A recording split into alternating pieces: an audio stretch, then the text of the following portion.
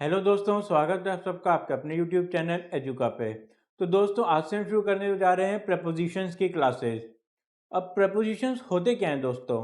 Preposition वो word हैं जो सेंटेंस में हमें किसी एक नाउन या प्रोनाउन का रिलेशन बताते हैं दूसरे नाउन या प्रोनाउन से। तो इसकी क्या डेफिनेशन हुई दोस्तों? अ वर्ड, कोई भी जो हमारा सेंटेंस में वर्ड है वो अगर ये शो कर दे हमें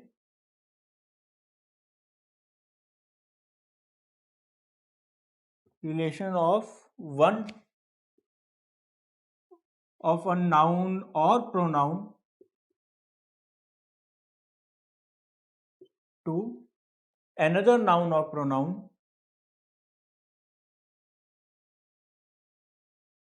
in a sentence, same sentence में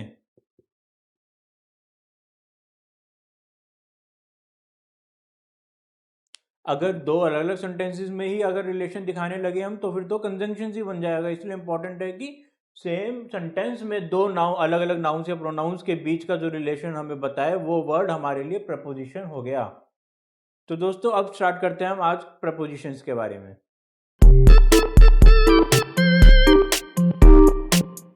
दोस्तों, जनरली क्या होता है, बुक्स में गिवन होता है कि एक पर्टिकुलर नाउन दे दिया, मान लीजिए ऑन या एट, और उसके सभी यूजेस के बारे में समझा दिया कि अलग अलग सिनेरियोज में वो कैसे कैसे यूज़ होगा। पर इससे क्या होता है कि बहुत ज़्यादा क्रैमिंग हो जाती है, बहुत ज़्यादा हमें याद करना पड़ता है उसको, और जब एक्चुअल प्रैक्टिकल यूज़ आता है तो सब कंफ्यूजन हो जाता है। इसलिए अब हम क्या करेंगे कि सिनेरियोज देखेंगे कि एक जैसे सिनेरियोज में प्रपोजिशंस कहाँ कहाँ इस्तेमाल होते हैं। जैसे कि अपना पहला हम सिनेरियो लेते हैं, टाइम एंड लोकेशन के बारे में, समय और जगह। तो जब भी कोई डेफिनेट टाइम होगा या फिर डेफिनेट लोकेशन होगी, डेफिनेट वर्ड पे जरूर ध्यान दे दोस्तों। टाइम मतलब हमारे मिनट्स हो जाए, चाहे सेकंड्स हो जाए या आवर्स हो जाए, ये जो हमारा टाइम है, इन दोनों ही कंडीशंस में दोस्तों टाइम और लोकेशन से पहले एट का यूज किया जाएगा। ठीक है दोस्तों। अब मान लेते हैं कि डेफिनेट ना होने की वजह ड्यूरेशन है, वीक्स का, डेज का, मंथ्स का, ईयर्स का।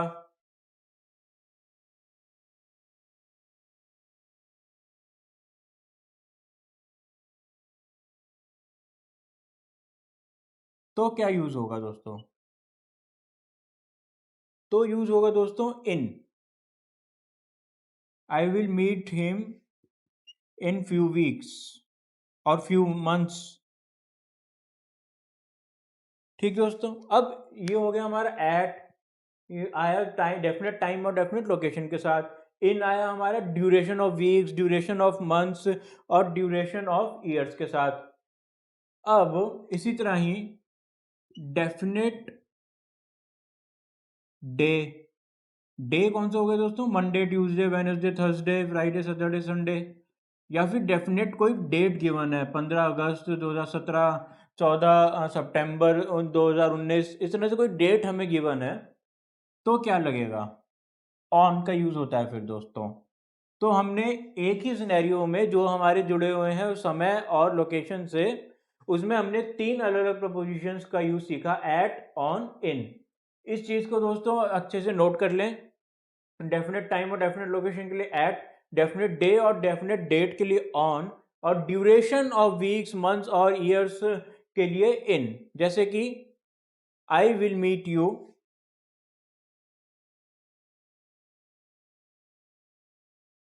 Eight 9 o'clock at Chandni Chowk. हम सभी जानते हैं चांदनी चांदनी चौक बाजार का एक लोकेशन का नाम है, फेमस जगह है। फिर ऑन, अभी डे भी तो बता दें हम, 9 o'clock कौन से दिन का? ऑन 14 मार्च।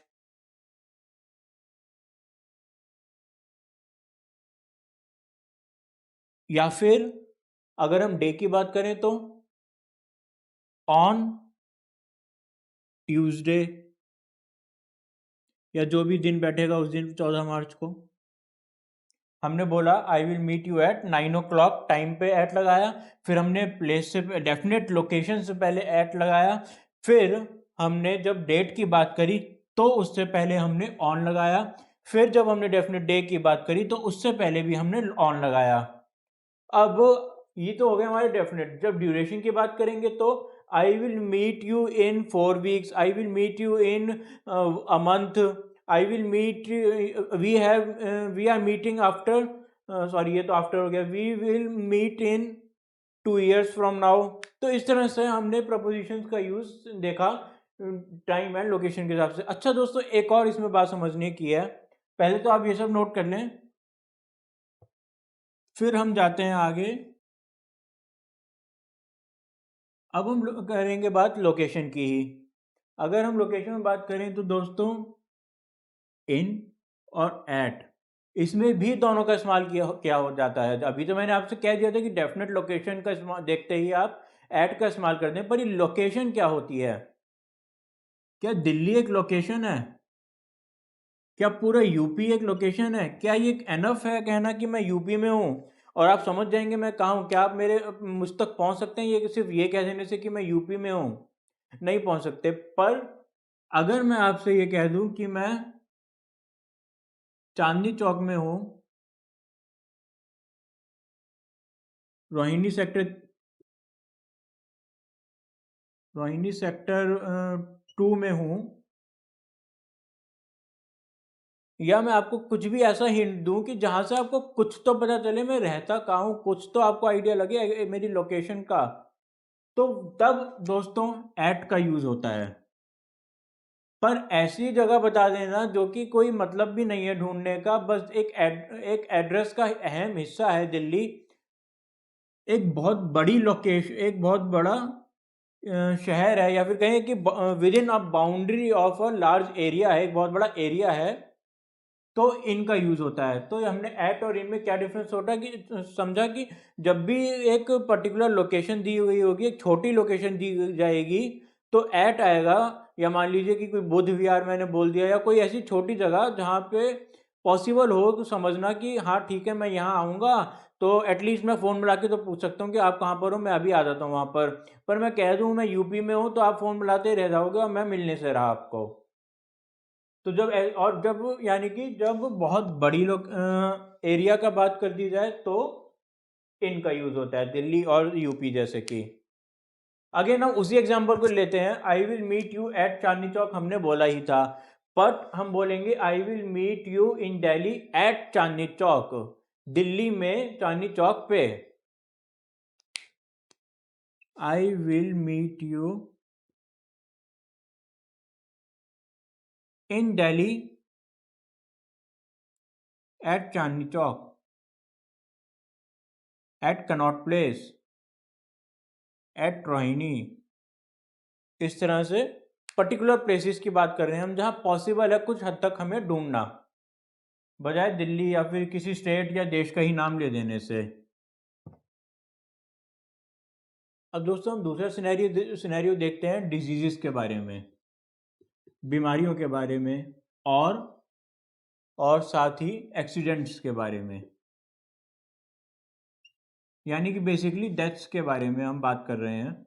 दो तरह से मेजरली हमारी डेथ्स हमने अननेचुरल डेथ्स देखी है, या तो डिजीजेस से या एक्सीडेंट्स से। तो जब भी डिजीजेस की बात की जाएगी तो ऑफ का यूज होगा, ऑफ प्रपोजिशन का, और जब भी एक्सीडेंट की बात की जाएगी तो इन का यूज होगा, इन प्रपोजिशन का यूज किया जाएगा। जैसे कि his father died, his father died dash the plague, his father died dash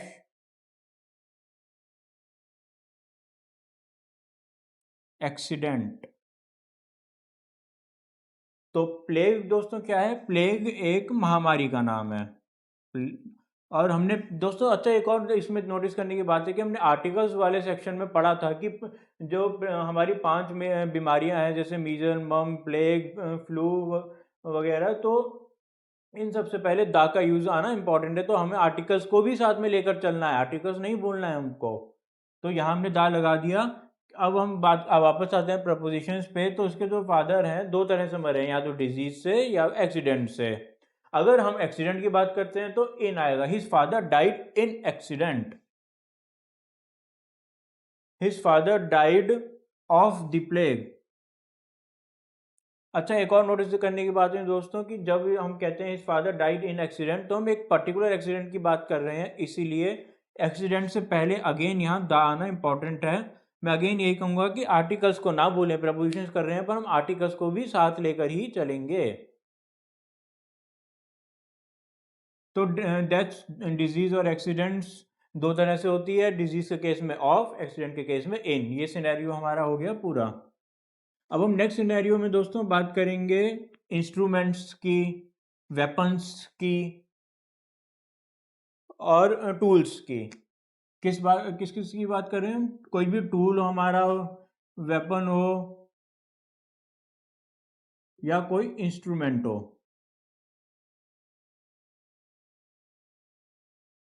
cut the Apple dash a knife.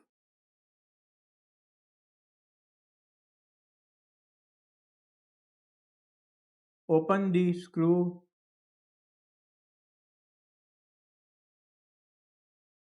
Dash a screwdriver. He was murdered dash a gun. तीनों ही scenario में दोस्तों, चाहे कोई हमारा वेपन हो, टूल हो या फिर यहाँ कोई इंस्ट्रूमेंट ही हो, विद का यूज होगा। ये बात हमें ध्यान रखनी है, यहाँ भी विद और यहाँ भी with. Cut the Apple with a knife, open the screw with a screw driver, he was murdered with a gun. तो ये सिनेरियो भी दोस्तों हो गया हमारा पूरा। अब दोस्तों हम नेक्स्ट सिनेरियो में थोड़ा ध्यान से समझेंगे, क्योंकि बहुत सारे प्रपोजिशंस का यूज़ इसमें हम कर रहे हैं और बहुत ही करीबी हैं ये सभी जो पोजीशंस है। ये बात कर रहे हैं हम पोजीशंस की। मान लेते हैं कि एक टेबल है,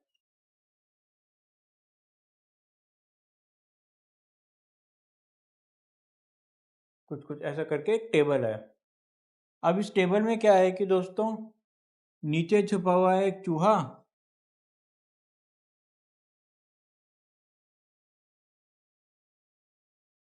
ठीक है।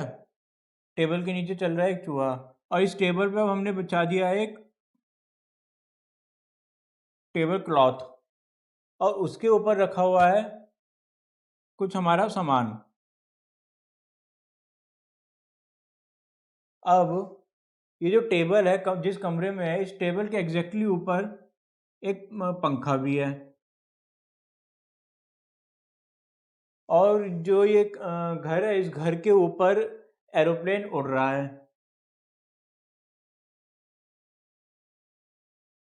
तो ये कुछ हमारे सिनेरियोज। अब हम समझेंगे कि हर सिनेरियो में कौन कौन सा प्रपोजिशन हम यूज करेंगे। सबसे पहले तो जो ये चूहा अंदर जो टेबल के नीचे चल रहा है, इसके लिए यूज करेंगे हम अंडर। अंडर द टेबल आपने सुना ही होगा, टेबल के जो भी नीचे है उसको, उसके लिए हम अंडर यूज करते हैं। अब टेबल पे जब हम कुछ बिछाने जा रहे हैं, यानी कि टेबल को कुछ कवर कर रहे हैं हम, जैसे कि हमने ये टेबल क्लॉथ हमने कवर किया, तो कवर करने के लिए हम ओवर का इस्तेमाल करेंगे, ठीक है दोस्तों। अच्छा, एक और बात ध्यान रखनी है, ओवर का जब हम इस्तेमाल कर रहे हैं तो साथ में ये भी याद रखें कि अब मान लीजिए टेबल के ऊपर है कोई चीज़ और टेबल से जुड़ी हुई नहीं है, पहली बात तो, पर वो मूविंग है। जैसे एरोप्लेन है, टेबल के ऊपर या घर के ऊपर जा तो रहा है, पर वो घर के ऊपर, एक तो घर से वो चिपका नहीं हुआ, दूसरा घर के ऊपर परमानेंट नहीं है, वो एक मोशन में है। तो यानी कि ऊपर है वो, मोशन में है, नॉट अटैच्ड है या नॉट टचिंग है, टच नहीं कर रहा है वो उसको, तो ओवर का यूज होगा ऐसे मोशन वाले ऑब्जेक्ट्स के लिए भी। अब इसमें और पंखे में सिर्फ इतना ही अंतर है कि पंखा जो है अपनी पोजीशन पे फिक्स है, एरोप्लेन जो है ऊपर चल रहा था। तो इसके लिए दोस्तों अबव का प्रयोग किया जाएगा। Above the table, above fix है मोशन की जगह और नॉट अटैच्ड अगेन। अब हम आखिरी में अपने बात कर रहे हैं इस क्यूब की, इस चीज़ की, या जो भी ये प्लेट है इसकी बात करें अगर, तो क्या है, ये सरफेस पे रखा हुआ है, सरफेस से जुड़ा भी हुआ है। ऐसा नहीं कि हम इसको सरफेस से अलग नहीं कर सकते, कोई फेविक्विक का जोड़ नहीं है, पर सरफेस पे रखा हुआ है। और ऑब्वियसली सरफेस पे रखा है तो सर मूव नहीं कर रहा है, सिंपली रखा हुआ है। तो ऐसे ऑब्जेक्ट्स के लिए हम, जो कि फिक्स्ड हैं, अटैच्ड हैं इन अ वे, ऑन का यूज़ करते हैं, क्योंकि टेबल के ऊपर है। अगर ये टेबल के नीचे पहुंच जाते तो हम अंडर का यूज़ करते।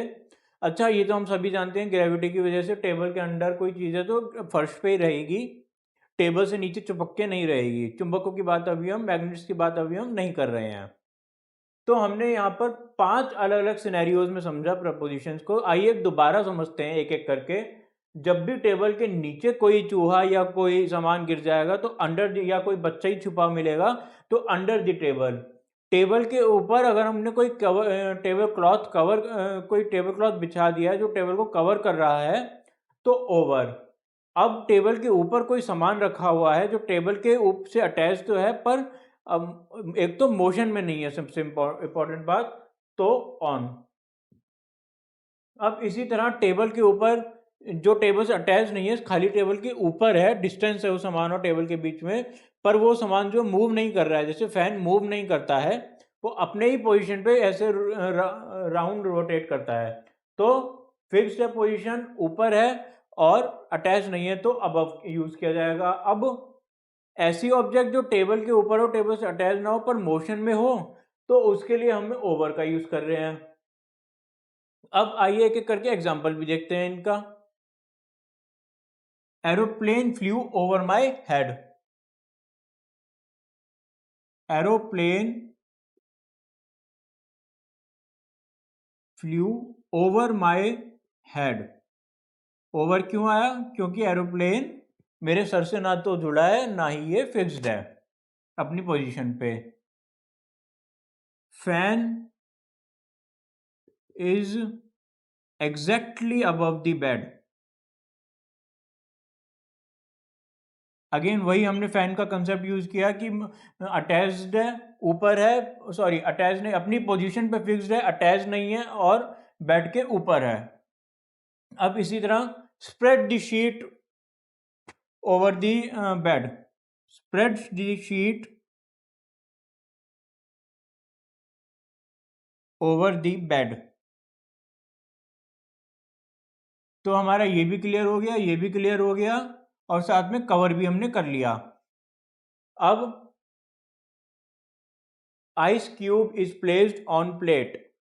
ये भी बात ध्यान देने की कि जो हमारी प्लेट है उसके ऊपर आइस क्यूब रखी हुई है, उससे उसके ऊपर रखी हुई है, यानी कि उन दोनों के बीच में कांटेक्ट हो रहा है और आइस क्यूब कोई मूव नहीं कर रही है। Ice cube is placed on plate, is placed, is kept on plate या ऑन दी प्लेट, क्योंकि एक पर्टिकुलर प्लेट की ही बात कर रहे हैं, दुनिया की सभी प्लेट्स पे तो आइस क्यूब नहीं रखी होती है। इसी तरह हमने बात की mice is hidden under the table. Mice या फिर mice is hiding under the table. Again हमने क्या बोला? टेबल के नीचे है, टेबल से जुड़ा हुआ नहीं है, तो इसलिए mice is hiding under the table. तो हमने सारे अपने सिनेरियो समझ लिए हैं, 5 सिनेरियोज हमने तो बनाए। अच्छा, अब पोजीशंस की ही बात कर रहे हैं, तो अब हम पोजीशंस में ही कुछ दूसरी तरह की पोजीशंस की बात करते हैं। पहले आप इस सबको नोट कर लीजिए, अच्छे से समझ लीजिए। अब हम बात करेंगे लिक्विड्स की, जैसे वाटर हो गया। नदी में जैसे पानी होता है, तो पानी के लिए क्या किया जाता है?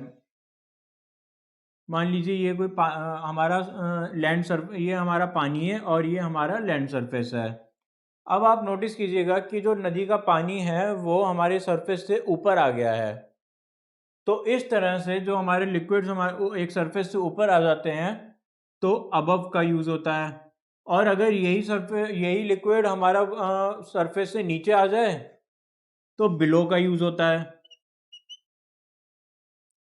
तो बेसिकली कोई भी लेवल, पोजीशन या रैंक, लेवल, पोजीशन या रैंक, इन तीनों की जब बात की जाएगी, ये जो हम वाटर की बात कर रहे थे इसमें हम वाटर लेवल की, हमारे रिवर का जो वाटर लेवल है उसकी बात कर रहे थे। इसी तरह कोई रैंक की या पोजीशन की बात की जाएगी तो अबव, ऊपर है तो अबव और नीचे है तो बिलो का यूज किया जाएगा। Reverse water have reached above the danger mark, जो हमारी नदी का पानी है वो डेंजर मार्क से ऊपर पहुंच चुका है, इसलिए अबव का यूज होगा, क्योंकि हमने बात करी है अगेन लेवल की। तो दोस्तों ये हो गया हमारा पोजीशन का फंडा। अब आइए देखते हैं अपना अगला सिनेरियो। अब दोस्तों ये जो नया सिनेरियो है इसमें मान लेते हैं कि कोई कप है, उसके अंदर टी भरी हुई है। क्या भरी है? चाय। और हमें इतने से भी शांति नहीं है तो हमने थोड़ी और चाय भर ली। ठीक है। अब क्या हुआ इसमें दोस्तों कि जब हम कुछ फिल कर रहे हैं या पोर कर रहे हैं, बेसिकली मोशन हो रहा है लिक्विड का, तो हमने इनटू का यूज किया। पर जब हम बात करते हैं कि कंटेनर में कुछ लिक्विड पहले ही रखा हुआ था, हमारे कप में पहले से ही चाय मौजूद थी, यानी कि कंटेन्स, कुछ मौजूद था और वो मोशन में नहीं है, ना निकल रहा है ना और डाला जा रहा है, तो इनका प्रयोग होगा। pour some more tea into my cup, pour some more या फिर some tea in my into my cup।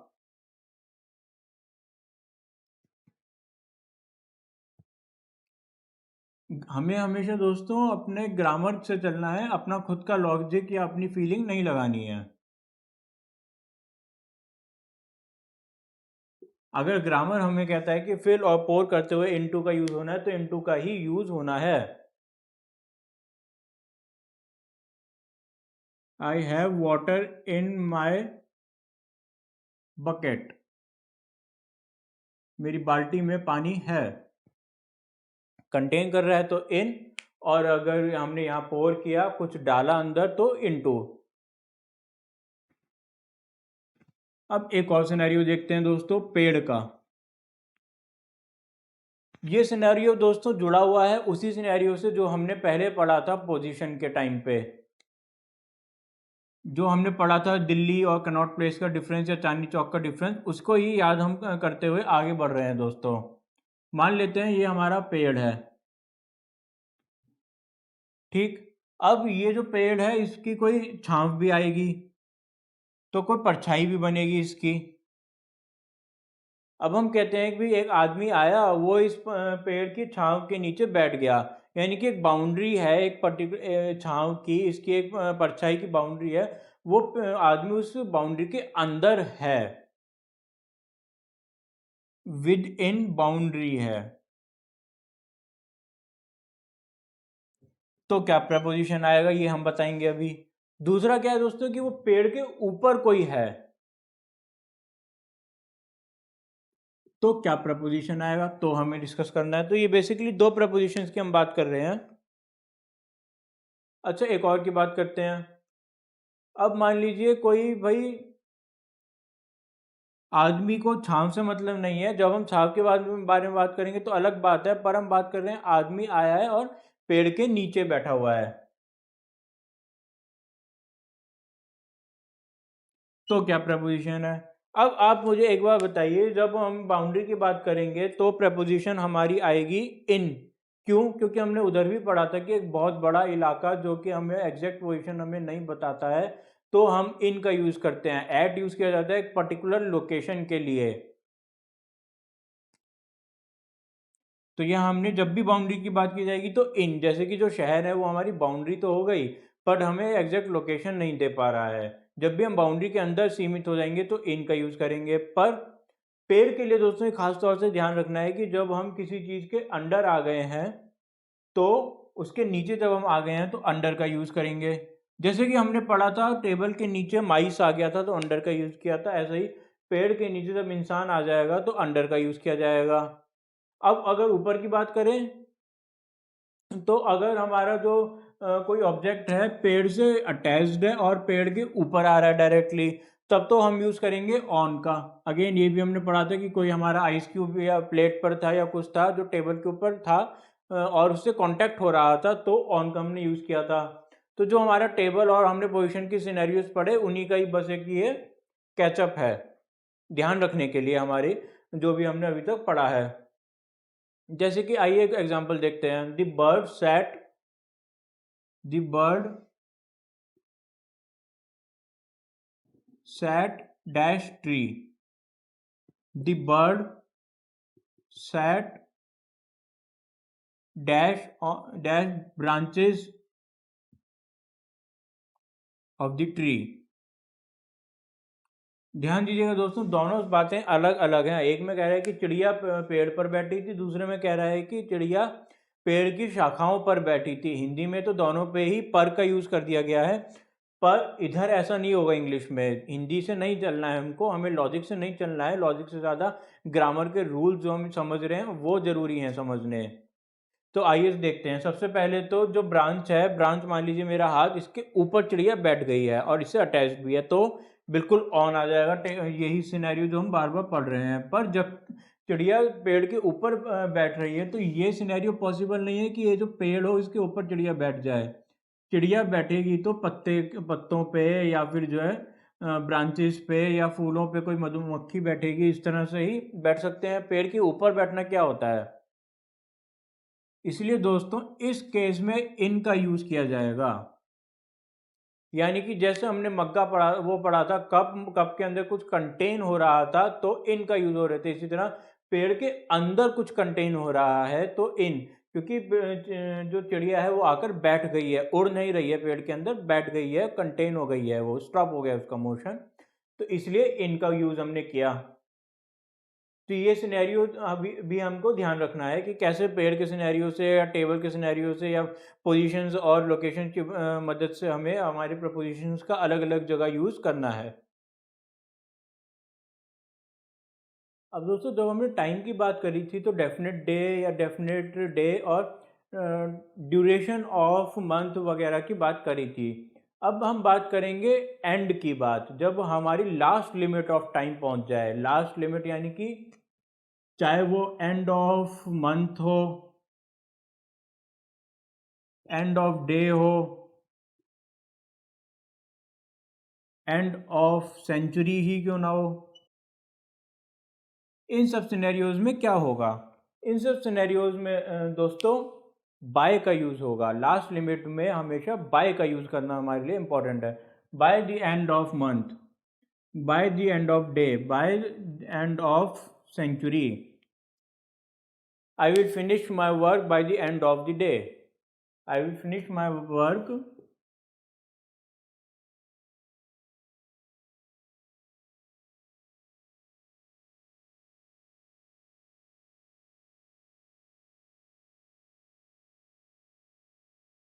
I will finish my work by end of the day, यानी कि मैं आज के दिन के ख़त्म होने तक अपना काम ख़त्म कर लूँगा। तो ये हमने समझा टाइम के बारे में।